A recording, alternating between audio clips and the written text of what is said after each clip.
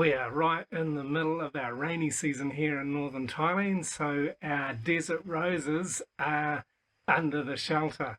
We did have them further out on the porch yard here where they get really good sun, but they're also copping all of the rain. My wife has pulled them all underneath the eaves of the house so that they don't get drenched every time it rains, which is detrimental. These plants are from northeastern Africa and the Middle East originally, and so they are very used to a warm climate. That's no problem here in northern Thailand, but they're not so used to the rain. They don't like getting too wet. When we did have them out in the open where they were getting the rain, we were realizing they just weren't producing any leaves and certainly no flowers.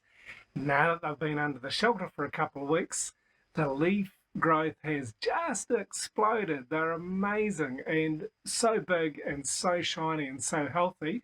We've also fed them well, and we're also now beginning to see some flowers coming back to them. So this control of water, we're realizing, is quite essential to growing healthy desert roses.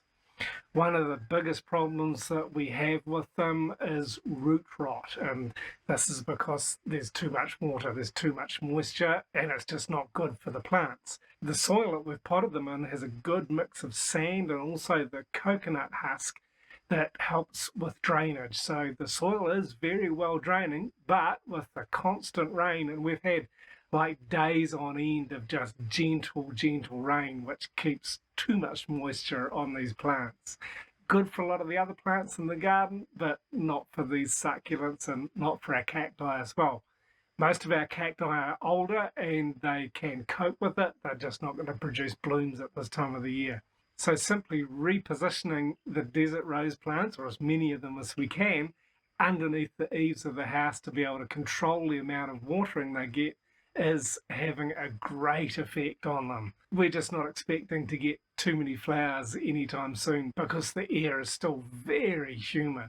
Thankfully, most of the grafting that my wife has done on the Adenium, the desert roses, has taken, and there's not been many problems at all. We did have some problems with excessive moisture that has caused rot around those grafts, so it'll just be a matter of cutting them back just to make sure that that rot doesn't travel further into the plant. So it is really quite an interesting journey.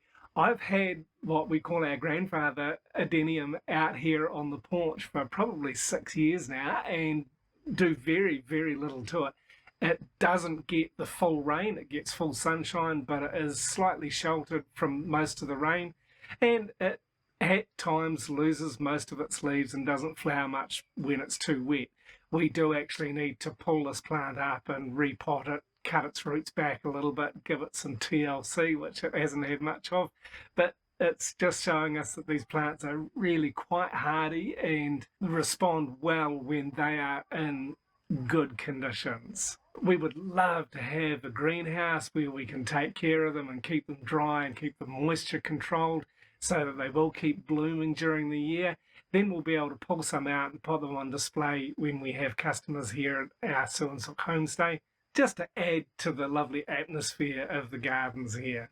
So there's just a quick little update on where we are with our Adenium, with our desert roses. If you'd like to know more about what we're doing with them here, check out these videos here. And if you've not yet subscribed to our channel, please click the subscribe button, give us a like if you've enjoyed this. Thanks very much for watching.